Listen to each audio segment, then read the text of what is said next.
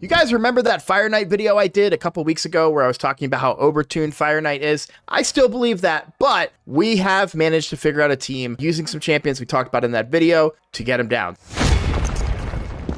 Hello everybody, I'm Roadblock and this is a Raid Shadow Legends video. We are on Icky Ray's account again. He does not have Newt on this account, unfortunately, but has managed to get a team that can get some success in Fire Knight 10. So far, they went 10 of 11. I already tried recording this once and it failed, so technically I'd say we're 10 of 12. That's not the best odds, but you know, we're gonna keep going. We're gonna try it again here and see if we can get it working. So we're gonna jump right into it today. I've been wanting to make this video for a minute. We just haven't been able to link up our schedules, but we are here today. So I'm excited to show you guys this. We're gonna go over the team really quickly here. So we've got Fire Knight Hard 10. So we talked about them before, but I'll give a refresh for those of you that maybe haven't seen the previous video and are new. So we're using Criodan and Neldor, and then a series of ally attackers, and Yakarl as both our wave clear and an additional potential freeze mechanic on Fire Knight Hard. Criodan and Neldor, they both have freeze A1s with multi-hitters. They're a low percentage though, which is part of my complaint. Like if you think about regular Fire Knight, right, you have champions like Allure, you have champions like Armiger that are very helpful there, right? Coldheart, a rare that's very, very helpful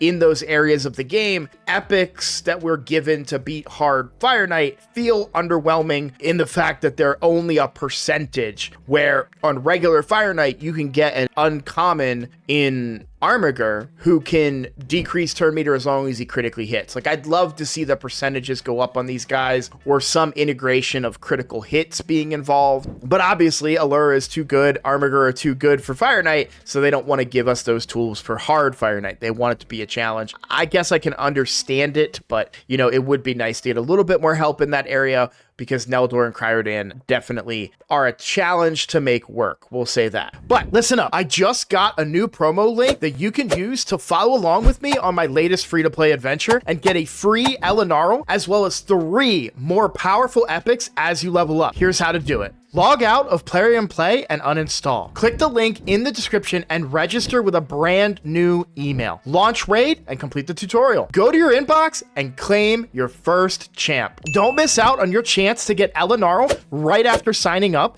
as well as Fayne, Uugo, and Tagoar as you progress through Raid. Click on my link right now and let's crush this together. We managed to get a team that works. We've increased the speeds and stuff. I'll go over their builds at the end, but I do want to show you the team in action. So let's just jump right into it. All right, so right away, Patrick is our fastest champion. We're gonna get that decreased speed, but here's the important thing. Mikage is kind of essential to this. It's not necessary. There are other ways to deal with the waves, perhaps, especially with a bunch of freeze champions on your team. Like you can see, there's a full freeze right there. However, Mikage is kind of the safe play here because she does get that stun very early on, and all you have to do is transform her. It's very valuable. You also get the weaken on everybody, which allows your Yakarl to do more damage. Yakarl being the wave clear champion here, as well as an additional freeze champion for the boss. My only thing about Yakarl is that he just doesn't have the best multipliers, right? Like for my team that I use, for example, I can kill this wave much faster than this using Thor, but he has really good multipliers. He hits really, really hard. If you have him, you know how strong he can be, where Yakarl falls a little bit flat. Plus, you have to have such high accuracy to really get that value out of Yakarl, which reduces the amount of stats you can then contribute to his overall damage as well. So he does serve the purpose. He is the best choice here when using champions like Neldor and Criodan, and the reason that I say that is because he brings more consistency to the freeze mechanic involved here, right? Because Neldor and Criodan only have percentages. I want to say it's like 45 and a 40% chance for them. One has a slightly lower percent chance, I think, but we'll go over their kits. But I wanted to show you guys first. Also, it's easier for me to record this part at the beginning of the video because if it fails, then I can just start right over rather than talking for 20 minutes and then having to start all over again. So now we're going to go ahead and open with an ally attack. breaking down the shield quite a bit here. So we've already got it down to 5. Now we've got Lady Mikage going to come in with more ally attack, and our freezes are going to start proccing and decreasing that turn meter. Boom, boom, boom. There we go. That's so much better. So when I ran this earlier, we had such like bizarre luck on our freeze chances. It was absurdly bad. His turn meter was basically full the entire time. We have control over this fight now. It definitely looks like we're going to have a positive result. And there you go. So now it is going to take a while. Well, instead of making you guys sit through this, I'm going to go ahead and pause the video, and I'll catch you on the end when we finish. Okay. So I was going to pause the video, and I did briefly. We're still going. You can check the timestamp up here to see how long I waited. I took a drink and I was like, oh my God, we're only 25% done. Let's have a talk. So I got to tell you, this is the other problem. You know what I mean? Like Newt, you can get that enemy max HP and burn the boss down pretty quickly. This takes forever to do with these champions. There needs to be another option besides Newt, or they need to bring the tuning down or something, because this is a little ridiculous that you have to go what looks to be a possibly 6-minute fight just to beat this boss and be able to farm them. At this point, hard dungeons have been out for a while, guys. Like, this is kind of old content. It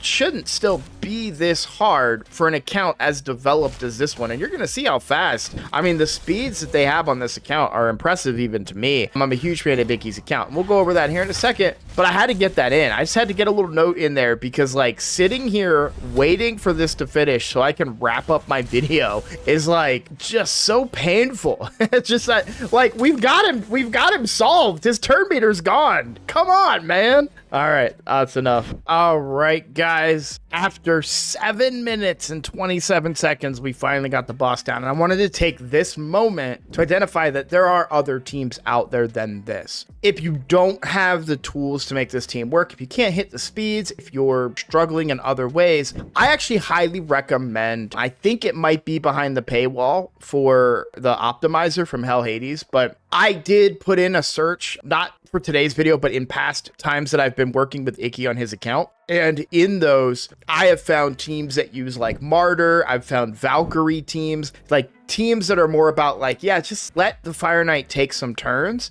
and we just counterattack and break that shield and then get our damage in. Those are other options that you can go through with this. The reason I say use the optimizers, you may not have the champions for those teams. And why don't I make a video on those teams? Well, it's not that much fun for me to kind of cookie cutter someone else's team, I guess. I don't know. Let me know in the comments if you guys want me to try and make a video. I do have Martyr, I think, on my main. I'd have to build her. And, you know, we've got a lot of champions I need to build now with hard faction wars, but maybe I can find the time to do it. Remember, I'm not an official content creator. I'm not part of the content creator program, so I don't get the perks and the rewards that the other guys get, unfortunately. So it's a lot harder for me to just build up a team of champions to throw into Fire Knight. So that's why I'm using Icky's account, who needed to do this anyways, and so I'm able to hop on there and find a team that works. And as you can see, this team works, albeit it takes a long time. And again, I want to reiterate that this is not a 100% team. It failed my first time trying to make this video because those percentages, we just got crazy unlucky and we didn't get any of the freezes on the boss in order to reduce that turn meter. So let's go ahead and take a look at the champions now. So for Mikage, we do have Mikage in Relentless. This is to get extra turns, of course, right? So that we can potentially get those additional ally attacks or just attacks in general to help break through the shield early on. And I'll go over the builds in a little bit, but you can see for speed on Lady Mikage, we've got 305 speed. Now, this is the other thing that I don't like about the team. Icky did great work, but I love Mikage in a protection set. It's my favorite build on her. I highly recommend that you guys use that build on a Lady Mikage if you're using her. So I hate to see her not be in a protection set, but you do need Relentless, right? Like you need those extra attacks sometimes. Padrig, mostly going for speed here. This is the fastest champion, 400 speed. That's faster, I think, than anybody I have on my account. Very, very fast Padrig. I don't think that's necessary to be this fast. I want to be clear about that. I know for a fact that Icky uses Padrig in live arena and other areas of game, which is why that speed is there. but it doesn't hurt either, right? So that's an important thing to remember when we're talking about that. We're talking about Yakarl here. Kind of a mixed build. In fact, one improvement I would love to see, over time. This is not a today improvement. This is a future improvement. But if we can get Yakarl to have the stats that we need, right? He's only 260 speed and 366 accuracy. If we can get that accuracy to the level that we want while also being in Savage or Lethal or Merciless, maybe a little harder, I think, with Merciless, we might be able to get a much faster run and get those waves down very, very quickly. So there are rooms for improvement, even for a team like this. But now let's move on to Neldor and Criodan. These guys are the heart and soul of this team. Real quick, we will go back to Yakarl. Sorry. Freeze on the A1. This is a 45-50% chance on a double hitter to place the freeze. When we go to Neldor, the A1, 3 times at random with a 40% chance, but Neldor does have a 30% chance to attack if a freeze is placed on the target. So that does work on Hardfire Knight. So Criodan or Yakarl proc a freeze, Neldor has a 30% chance that he will come in and add some more turn meter reduction in the form of freezing in particular. But again, it is only a 40% chance each hit on a triple hitter. Then we have Criodan. Criodan is 25-30, so 35% chance. Triple hitter, again, 25, 30, 35% chance on each hit to place that freeze. And so that's the team. I didn't show the speeds per Neldor. Neldor, 317, 389 accuracy. And then you have 291 speed on Criodan, 361 accuracy. And they're not going for damage here. Although, wow, that is an insane amount of crit rate on Mr. Neldor here. A little bit of overkill on the crit rate. Probably just happened to be the best gloves that worked with the build. They're going for speed here, and of course, a little bit of accuracy. But those are the champions. Those are their builds. And I do want to show you guys a breakdown of the team just so you guys can kind of see what's going on. I was pretty clear about what happened in round 1 and round 2. Just a reminder though, for round 2, you want to make sure that you're not using your ally attack. They actually save it for both rounds. They could probably get away with using it on the first round, but it really doesn't help. And you can see there are certain abilities. You want to make sure you're saving these, right? Like this is the decrease speed and a freeze on this attack, right? So you get turn meter control, but that decreased speed is so essential for allowing you time to continue to catch up on those freeze mechanics as you're going on. So in round 3, Padrick is prioritized to always use the ally attack whenever possible. Likewise with Mikage, and she does not use the Silken Snare. I actually wonder if you put it on a second priority, if that might be okay to use. I'll have to ask Icky if this caused problems or not, but I would think that would benefit by extending the increased speed on your team to help you get a few extra turns in there potentially. So we're not going to use this, but we are going to open with the quad hitter to break down that shield faster. 4 is more than 3. It's that simple. That's why we want to use this to break down that shield. And then after that, A1 all the time, right? Criodan, they do use Razor Hail. I would almost argue that it's maybe not worth it, but I don't know. We'd have to do the math on it. So Razor Hail, it's a double hitter. Each hit has a 65% chance of placing a freeze debuff for 1 turn, right? You do get a greater percentage chance to land that additional freeze here. However, I do wonder if having 3 chances is better. We'd have to do the math on it. Obviously, they find value that it works for them. So we're going to say that's probably the right choice because it worked. And then Yakarl, open with this and prioritize Blizzard Rider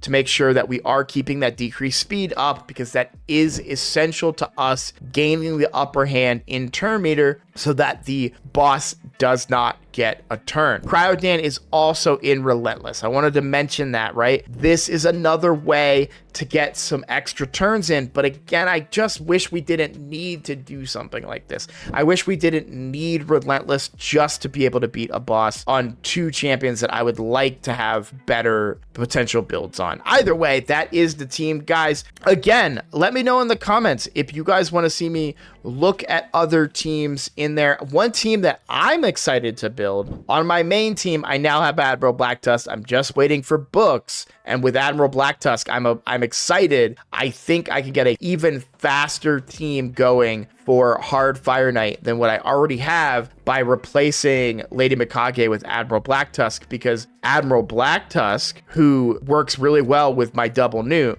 has a ridiculous 3-turn when booked ally attack with a cleanse. This is an incredible ally attack, and I'm very, very excited to try and use that in place of Lady Mikage, and then we get all the other benefits of these abilities, right? We'll save the details of that video for when I can solve it, but I think it'll be fun to see Admiral Blacktusk in action. I'm very excited about that. All right, guys, we'll call that a video. I just want to say thank you so much. I know that videos have been a little wonky lately, and you know, I reached out to you guys and kind of shared with you what I've been going through. Hopefully that has helped encourage you guys to be willing to share what you're going through, or maybe even pursue different avenues for what you're going through. Also, if you are new here, please consider subscribing. It is the best way to support my channel. We are trying to grow. We're really trying to turn this into something and help me achieve my dreams. And you might be the very person to do it. All you got to do is click that button. Either way, though, I just want to say thank you for watching, and I hope you all have a wonderful rest of your day.